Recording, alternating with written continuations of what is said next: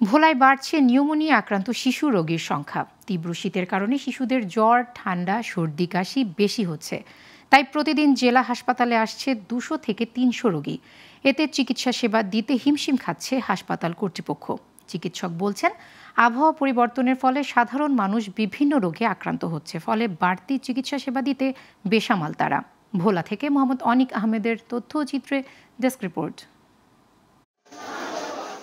আবহাওয়া পরিবর্তনের কারণে এবছর ভোলা জেলার উপর দিয়ে বয়ে যাচ্ছে তীব্র শীত। এতে পুরো জেলায় শিশুদের মাঝে বেড়েছে ঠান্ডাজনিত রোগ। প্রতিদিন জেলা হাসপাতালে সকাল থেকে রাত পর্যন্ত চিকিৎসা নিতে আসা বেশিরভাগ রোগী জ্বর, সর্দি, কাশি ও নিউমোনিয়ায় আক্রান্ত। এর মধ্যে বেশিরভাগই শিশু। কিন্তু এই হাসপাতালে নেই পর্যাপ্ত বেড। এ কারণে বাড়তি রোগীকে চিকিৎসা দেওয়া হচ্ছে হাসপাতালের মেঝেতে রেখেই। তারপরও ঠিকমতো চিকিৎসা সেবা না পেয়ে ক্ষুব্ধ রোগীর স্বজনরা। আমার বাবুর ঠান্ডা, জ্বর, পাতলা পায়খানা ছিল। হাসপাতালের চিকিৎসার মান ভালো না, মানে ডাক্তার পাওয়া যায় না সঠিক সময় মতো, যার কারণে রোগীরা ভুক্তভোগী ভুগতে আছে দিনের পর দিন। জেলা সদরের হাসপাতালটি 250 শয্যার হলেও জনবল রয়েছে 100 শয্যার। ফলে বাড়তি রোগী সামাল দিতে পারছে না চিকিৎসক, নার্সরা। আর মাত্র 1 মাসের নিউমোনিয়া রোগ নিয়ে ভর্তি হয়েছেন 617 শিশু।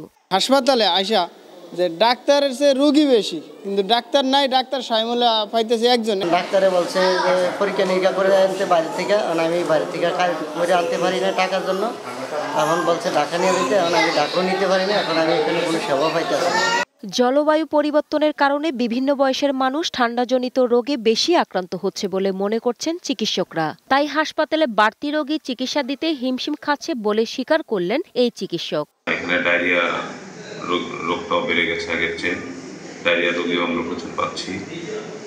এবং শীতকালীন আরও একটা যে সমস্যা, বাচ্চারা পোড়া রোগ নিয়ে আসতেছে।